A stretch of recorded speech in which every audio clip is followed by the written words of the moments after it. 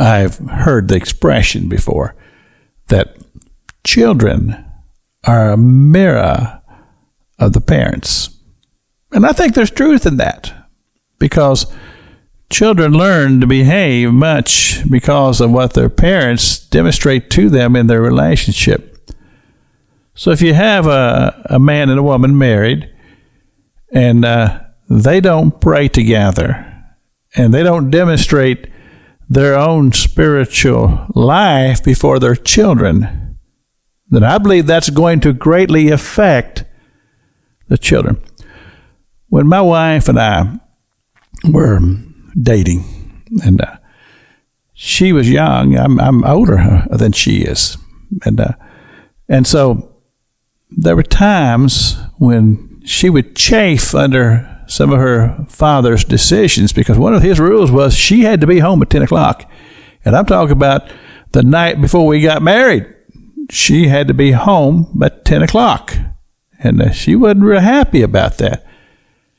And I told her, I said, we're going to submit to your father, and we're going to do what he says. Because if we don't, and we rebel against that, we'll reap it in our own children.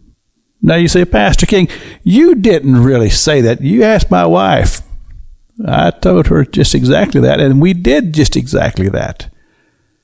Because it's a spiritual principle. The Word of God tells us you reap what you sow. And if you sow indifference to your family because you don't get involved in their spiritual life, the man says, well, honey, take the kids to Sunday school and church. I'm going fishing. I'll tell you something. You'll reap that. You'll reap the results of that, especially in your sons, because they'll do the same thing when it's their time to be the spiritual leaders of the church. We set examples all the time. Children are watching us. They're watching our behavior.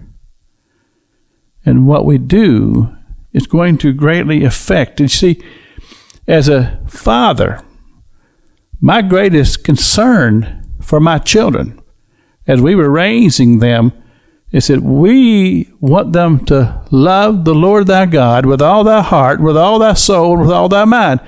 I said this repeatedly. I said it from the pulpit.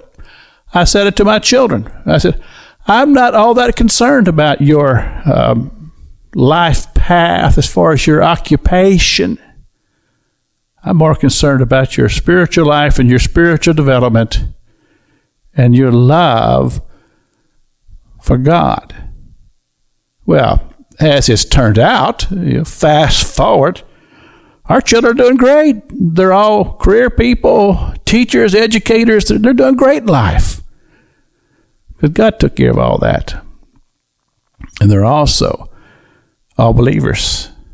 And they believe that Jesus Christ is the Son of God.